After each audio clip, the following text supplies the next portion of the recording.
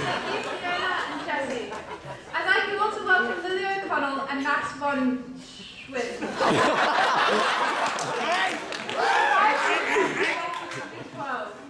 Now take the place of Year 11 as the youngest leaders in the senior school. This will be followed by Miss Longley, who will make her address to Year 12. Miss Longley has been Year 12's deputy since they were in Year 8. She finds it very easy to reminisce on their successes of Year 12. Do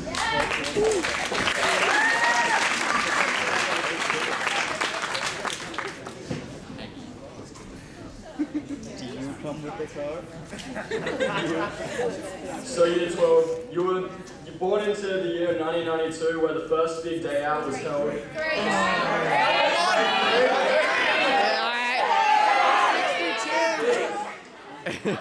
Well, 93 was the year that Guns N' Roses released November Rain, which broke world records for the longest song, which was about 8 minutes and 57 seconds. The top rated song that year was Smells Like Teen Spirit by Nirvana. And some of the most popular kids' movies were Aladdin, Sister Act. And lastly, you had the pleasure of being born in the year with half Twilight's cast.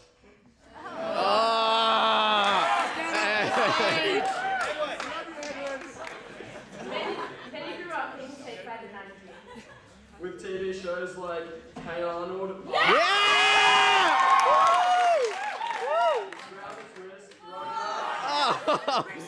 Different Play School, Recess, Ren and Stimpy, Cat Dog and Blinky Bill. Then you played games. When Game Boy Colors were the craze, Neopets and Tamagotchis were a must-have. Arguing over which was better, Nintendo 64 or PlayStation. When Captain Planet was legends, and Killer Pocket always got lost because she was so bloody small. Tarot cards were passed out in back alleys. And only the kids had their birthday at Wonderland. Everyone else had it at Macca's. Seeing a small rack of DVDs of the video store and wondering if anyone ever bought them. When John Eales captained the Wallabies and the Socceroos still hadn't qualified for the World Cup. You got scared from reading Goosebumps, and Paul Jennings and Anne Griffiths were the best authors in history. Watching The Lion King and feeling Simba's pain when Mufasa died.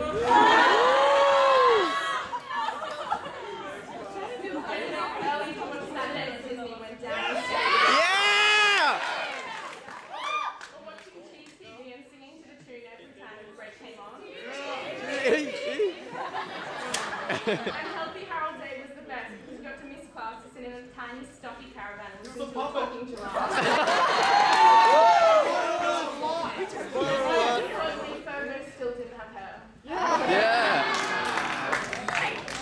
Then you grew up into your teenage years and got shaped by your fascination for making a mark. Now it's time for you to make another mark, make more memories, and make more changes. So on behalf of Year 10, we hope your next leg of the journey is as good as the first.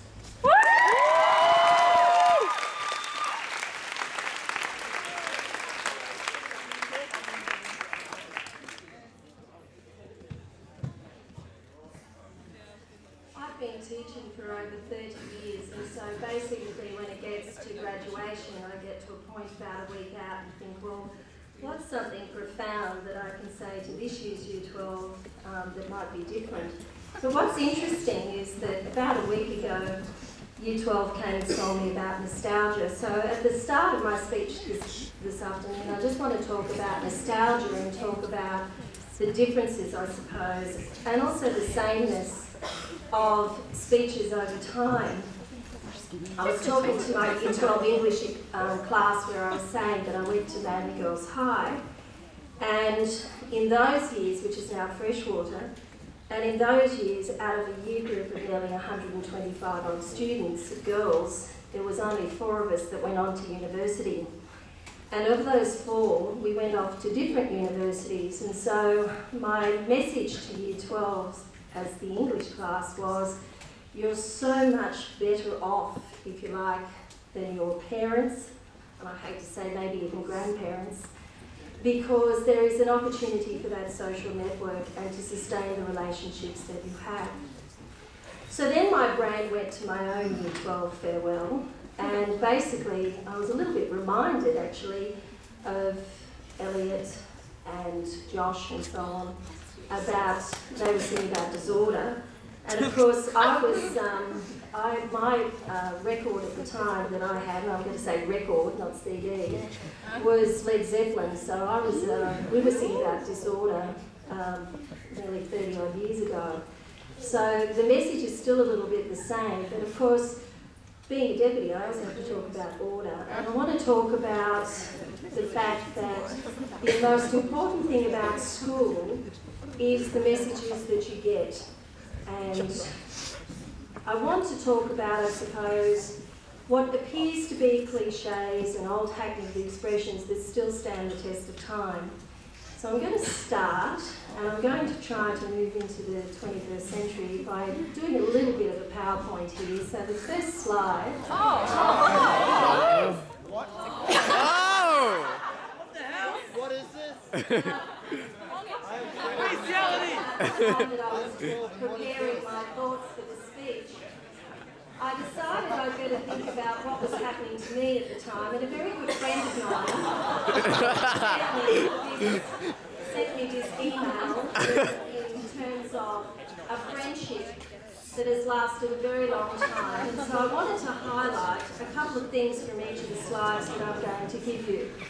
The first one is that the person who sent it to me, I was having a pretty hard day at the time, and essentially they sent it to me in order to make me smile.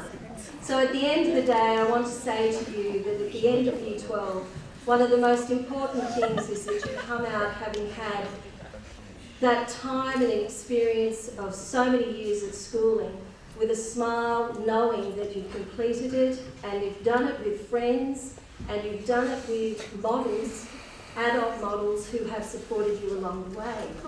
And during the course of this week, I've actually had two parents, one crying on the phone and one in my office, about the fact that Year 12 are leaving and possibly you're the younger sibling of that particular group. So your parents this evening are like the protector, if you like, on the left, wishing you well in terms of your journey.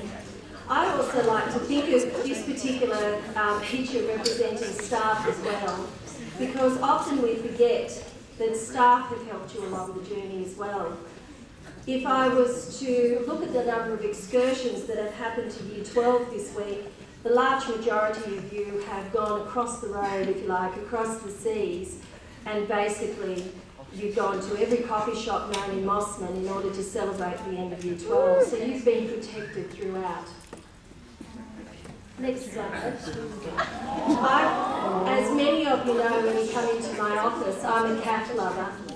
And so basically I can't help it but go a little bit cliche and talk about the fact that you're probably a little bit scared. And you're that little scaredy cat perhaps because, as one of the speakers this morning talked about, was the fact that moving from Year 6 into Year 7 is a scary process. So is it moving from the world of school that protects you, provides that safe and secure environment, into a world where it's a little bit unknown, and you might think that you're alone, but you're not really. Because effectively, you have been given through school the skills of life to be strong enough to go into the world feeling resilient and feeling like you have the ability to take on anything that you come across. Next slide, thank you. Now, you might find that you're going to try and work hard to put your foot through the door in order to get where you want to go.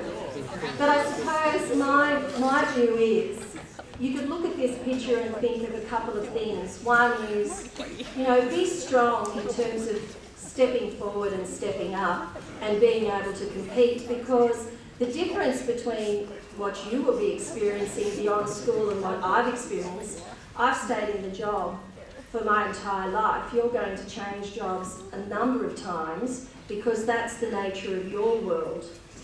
It's scary to me, actually, to talk to you about that because my world is vastly different. But you're going to have to step forward and be whatever you want to be as many times as you can. But when you look at this particular photo, you might also think that sometimes a shared approach to the world may be the way to go, or that perhaps the bottom line is that you have to have respect for each other as you make your way through those doors. This one I quite like because I can't help it. As a deputy principal, I have to say, and excuse the cliche, show that dogged determination to do well in the HSC. This is another, like, you know, be like a dog with a bone, in that do as much as you possibly can to give yourselves the access and potential to be whatever you want to be. This little dog has bitten off perhaps, excuse me, more than he can chew, but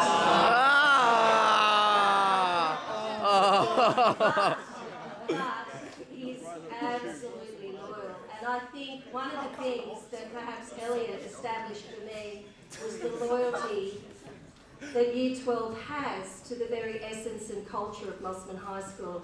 So keep that in mind. Your connection to your place and to the people within it is absolutely fundamental. And there's actually a line in your video about the fact that people do love Mosman High School for what it represents. And so that loyalty that's in this particular photo, I thought also represented you.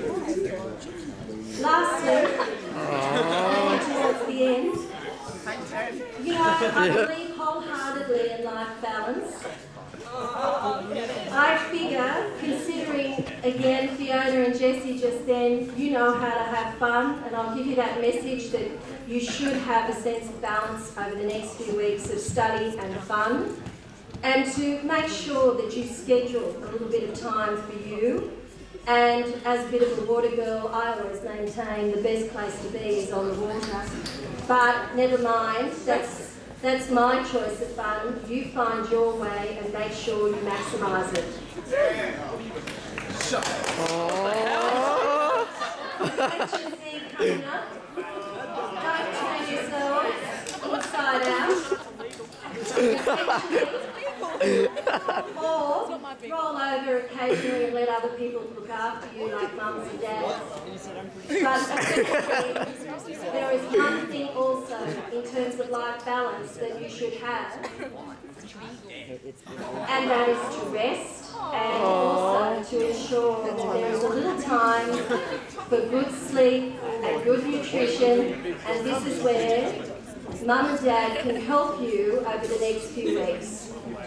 So to move away from the email that was sent to me to cheer up, there's just one final statement that I'd like to make, and that is, it is time, and it is something that you need to reflect on over the next few weeks, is no matter what you do, whether you go on to continuing your pathway in education, or you travel, or you take your gap year, or you do anything in life, the last and most important point, although it can be cliche, it's still relevant in the present day, and that is make sure you make a difference.